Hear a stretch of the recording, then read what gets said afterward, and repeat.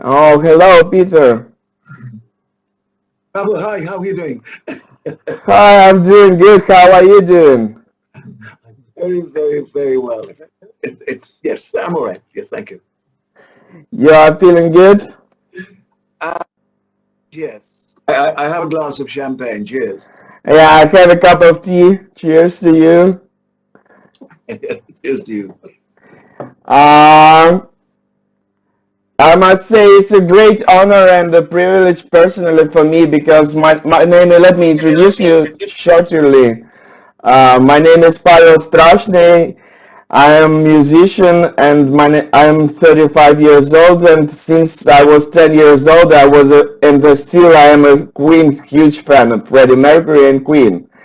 And since about 12 years I have all my life known you, and I have seen pictures of you in books about Freddie. So, and I always considered you like the brightest of his friends, like one of the brightest characters. And Oh, thank you. yeah, and I always enjoyed your singing with Freddie on Great Pretender, and your works like from the this one's on me album. I've been to Hell and Back. I consider it to be one of the best songs ever in rock and roll, especially the chorus. When you Yeah, sing, tell all the boys I'm back in the city, tell all the boys I'm back in town. yeah, yeah. Could you maybe say something about this song? Yeah, About well, this came about when I first asked Freddie to produce me to do, and subsequently we did the album. This one's on me, and he helped with the other two. He suggested to me because at the time he'd seen me performing a few of all other people's songs, but nothing that I had written. And he said to me, "You must write your own songs. That's yeah. a good thing to do." So I started very tentatively, and I wrote that Mhm. song. And he helped me with it. He helped me with writing it. But the hook and the chorus and all of that, that was all mine. So it was a good start. So we decided to put that at the beginning of the album. I've been to hell and back, partially, partially because of my life, and it's just it's a romantic idea. I've been to hell and back, isn't it? Yes, yes. And it's also a great song. It's really, like theatrical, and it has all the qualities of theater that That's right. Yes, we yes, love. yes, yes. Well, I love the theatre. Yes. I And love it. first of all, congratulations on unveiling the Westminster Green Flag on Windrush Day, and congratulations on your success of your three albums box set. And I Ah, must say, yes. I'm especially happy for success of your new version of Late Night Taxi Dance, because I record music exactly in that electric synth pop style. Oh, I see. Okay. Well, that came about as well because it was we've had COVID here, Yeah. and so we were all locked down. So just to promote the album further, we decided. I said to Michael, who wrote it, Michael Addison, my guitarist, and I Mm-hmm. said, "Well, let's do a new version." He said, "We'll do an electronic version," and so I recorded it at home with the guy who does my sound, Dylan Wynne Davis. Mm-hmm. So we I recorded my vocal, and Michael did a small track, and then he recorded the rest of the track around my vocal when I finally did it. So that's why I'm talking to you. All these things now we can just talk down these Yeah. streams, and it's fantastic. So that's how I'm very pleased with it, and it came out at Christmas. It probably should have come out, I suppose, in the summer, but I just said, listen, let's do it now because I could be dead by the summer. Fortunately, I'm still alive. Yes, fortunately you're still alive, and I'm wishing you long years, and I'm very happy that you are here. And what are your plans for the future, considering recording new stuff, new music? Well, I've started to. We've done a couple of tracks already, and Wow. one we're hoping to have ready in September.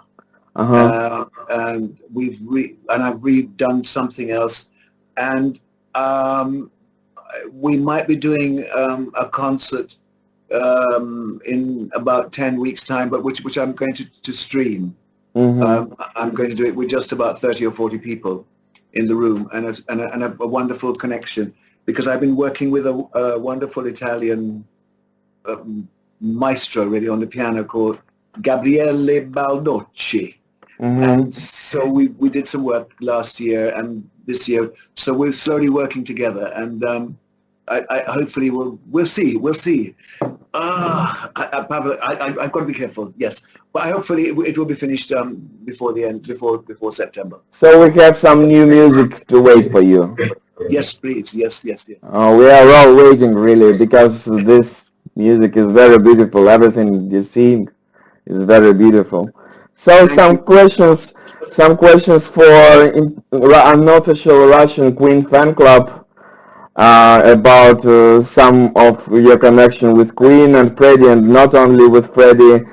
Um, uh, as you said, Freddie recorded backing vocals in Hard Beat Still, but did he do anything else as a musician on the album too? Did he record any other vocals on other songs or play piano? I think he didn't play piano. He might have done a couple of other things as I try to remember. But he was great. I learned from Freddie. He loved harmonies, as you know. Yes, And yeah. harmonies. So we learned a lot from him with harmonies. And Michael actually, he did a lot of harmonies as well. So we sort of worked. We all worked together because on the albums it was my band who were doing all the with me and the band. We were doing all the vocals, and Freddie just popped on, and a few others he helped. Yes. But his voice was kept. We tried to keep it in harmony so nobody's voice, came soaring above anybody else's. Yes, like equality for everyone, right? Yeah. Next question is, what are your favorite memories about David Bowie? Oh my goodness, David. Well, I'd met David at the beginning of the 70s, because I had signed with RCA Records, and he was with RCA Records as well. But the RCA Records, Jeff Hannington, who was the I suppose the CEO of RCA Records in London, said, "Well, we've signed you, but all our money we've put into promoting David Bowie." So it was, but so we met each other then when he was starting, and then we didn't see each other for a long time, and then I met him again properly, met him in, I think, 1979, when I was performing. I was performing Tommy, Pete Townsend and the Who, that their show in the West End of London at the Queen's Theatre, and he'd come to see it, and he knew Pete, and we just started to hang out again together, and of course as well. So we all just hung out together and just had a great time. So, and we became quite. It was great.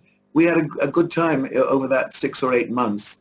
It's such, being an actor or being a rock and roll person or a musician, you come into contact with people and you work intensely with them, or it's all there, and then you drift away, but it doesn't go. You're still friends.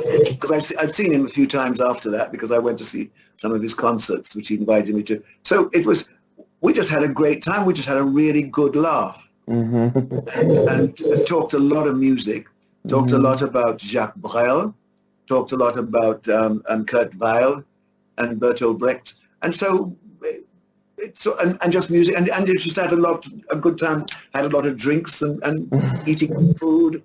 Yeah, life. And you said you took part in recording Under Pressure. Could you please remember something special about it, and what was your part in that recording? Did you sing the backing vocals? No, I did a few little, not heavily. We were in New York, and I was in the studio. Freddie was there, and obviously David was there, and whoever is around, we just do little bits on it. So yes, so I just did little bits, and that was great fun, because they were still writing, still finishing off writing the lyrics between them and the music with. So it was. I learned a lot. Uh-huh. I learned a lot. I see, I see. What are your own favorite films and television movies that you took part in, that you were casted in? Oh my goodness. Oh goodness. I did when I was very young. When I was in Hair, I was in the musical Hair in London. Mm-hmm. And just after I left Hair, I'd done a concert at the Mayfair Theatre, and one of the producers from a film I subsequently did was Ned Sherrin, and he wrote the script for a film with Carol Brahms, and the film was called Girl Stroke Boy, Mm-hmm. and it was my first film, more or Mm-hmm. less. I did a small parts in films, but not. It was my first film where I played a girl-boy person. Really. Mm-hmm. Mm-hmm. So the word is androgynous, so, androgyny. So you weren't quite sure what I was, but and it was a sort of it's a comedic part, but it did very well. And in fact, you asked me that, and that film is being re-released this year Wow, really? on Bluetooth. And to my horror, it's 50 years old. They told me Mm-hmm. 50 years old. Oh, anyway, we're still alive. We're still alive and drinking. Yes, let's cheers. Cheers, Peter. And then I did a wonderful television series with Stephanie Beacham and Pam Ferris and Richard Moran, a lot of big English actors. And it was a series for Central Television in the 80s, which I did, and it was called Connie. Mm-hmm. And then a series, a small series, The Orchid House. There's been a few things, and I worked with Colin Nutley, who was a great director, and I did a film called De Silva. So I've done a few things, and of course a big thing, which everybody likes, and I have to say, I did Doctor Who. Yeah. With Tom Baker, and I really, really enjoyed that. That was great time in the 70s. And I keep going. That's great. That's great.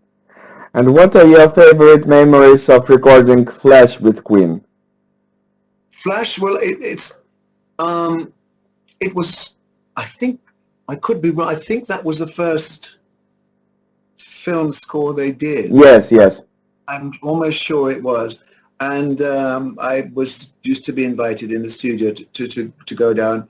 And I remember singing on some of the stuff in Flash. And then Brian saying to me in the end, he said, "We've had to pull you back." Because he said, it's the voices, we just don't, it's not quite complementary to each other. So I've just done little bits. And so, but that was a good time. I just, learning, like we all were at the time. Mm-hmm. That's great. And what are your favorite memories about Freddys Garden Lodge family members Jim Hutton and Joe Fanelli? Oh, I don't know if I have favorite memories. I remember them very fondly because they were around for such a long time. And I think we all got on. You know, I mean, there are times when if you're with people, you don't get on with them all the time. But in a general level, we got on. We always had a laugh. And all I remember, Garden Lodge was a joyous place to be in and to be at, because Freddie had his grand piano there and we used to sing together. We used to get drunk. Mike Moran would come in and we'd all play the piano and sing. And Freddie and I would sing and try and sing as high as possible with each other. It's very silly, and I tell you what it is. It's a marvelous memory to have. Yeah. And something to look back on with great affection. So Garden Lodge was a very special place, and it still is. I mean, so it's there, and it will never go, the memories. And it's a beautiful house. Yeah. And what do you remember about recording backing vocals for Freddys and Dave Clark's time? Um, that was crazy as well. That was crazy because, I mean, Dave Clark's Time was an extraordinary piece of theatre and using holograms. I think it's probably the first time properly they were used in like the commercial theatre. And we just all had it was just, it was very it was very, I don't know, it was almost spontaneous. I mean, we knew they knew what they wanted, and Mike Moran again, he did that, and we just came in, and people just sort of put in their ideas, and some of them were rejected, and some weren't. So I think it was, yeah, it was good, and Time, I enjoyed Time very much. A great show, and I was involved in it because Dave asked me to stand in understudy for 6 weeks while the other guy who was going to do it, Clinton Derricks, I think, was away, just in case somebody got ill or something. And so I just did it, and I really had a lovely. There's very few things I've done which I don't have. I have a good memory of it, and it's lovely, and I enjoyed it very, very much. That's great. That's great. And what are your memories about last Queen concert at Knebworth? Were you together with Freddie and the band when they were flying in a helicopter above the crowd of fans? Yes, I was. I was in I think we all had. Freddie had his own helicopter with his pals, and Brian, Roger, and they all had their own. Oh, really? And it was it was the most wonderful experience because I was I was on stage the end of the piano. Nobody could see me, but I was at the end of the piano on stage with Freddie playing, and we was having jokes and things, and while he was playing, the crowd and was saying, "Look at the crowd." That's him. I never said, "Look at the crowd." There's my friend going, "Mama, the skill." No, it's fantastic. That was mind blowing. Yeah. Yes. And what is your personal, the most favorite memory about filming The Great Pretender?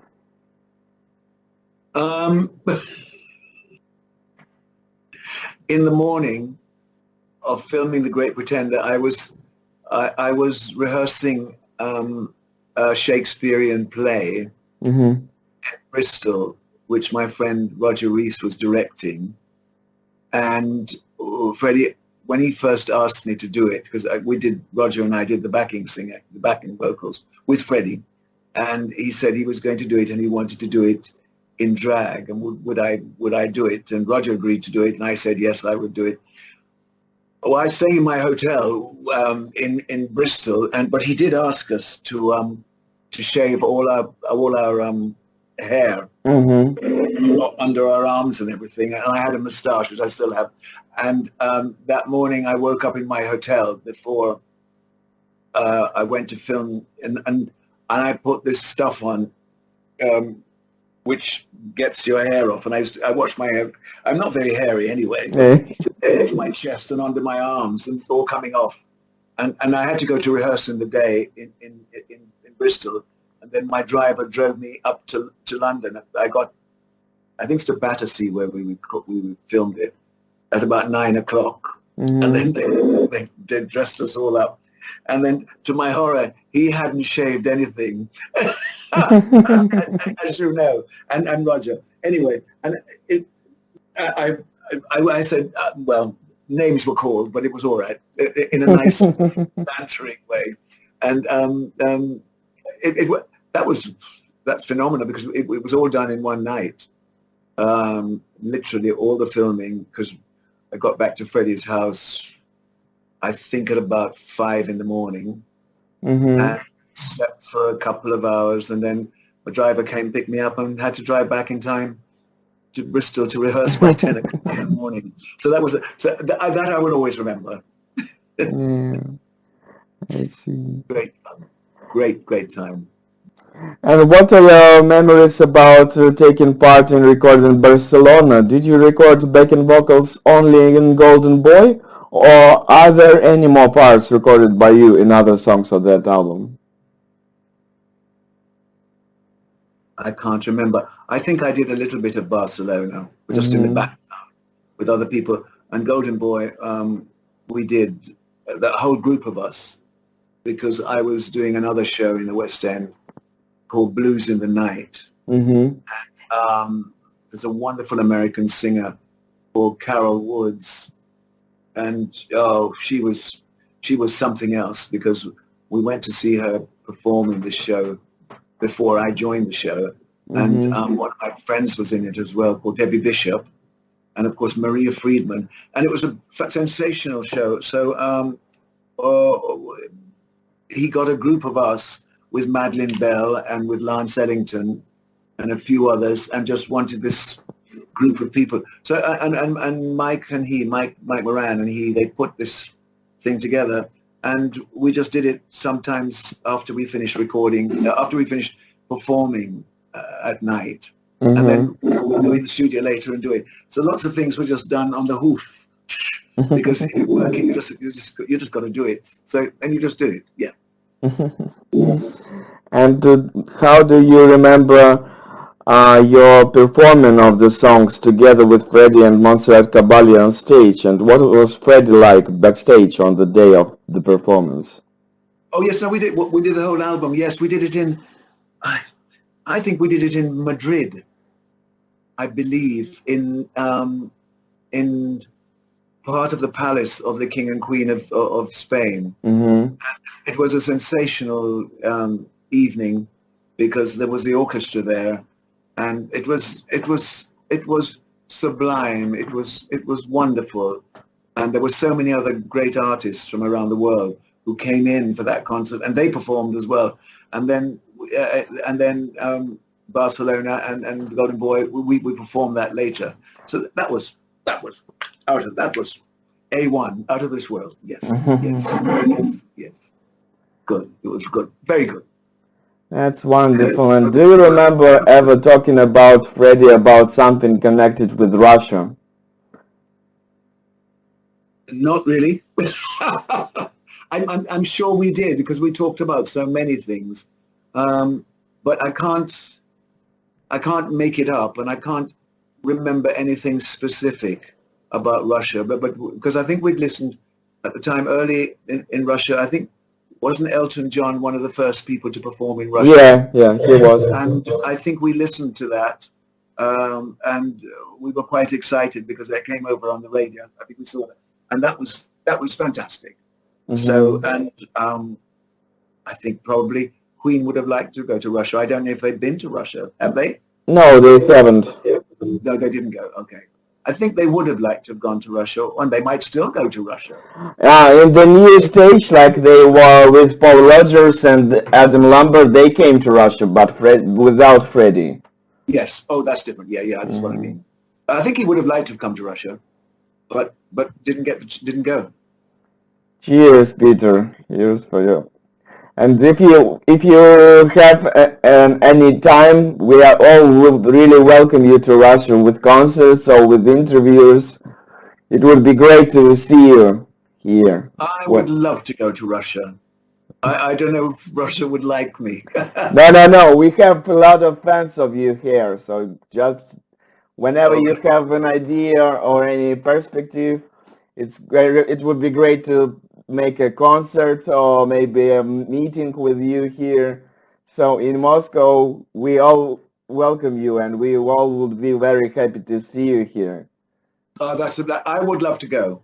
So let's see if we can make it happen. Speak to you people and see what happens. If you can find somebody, and I'll come. Yes. Yeah. So maybe I'll try to contact Archie one more time, and we will see what we can do.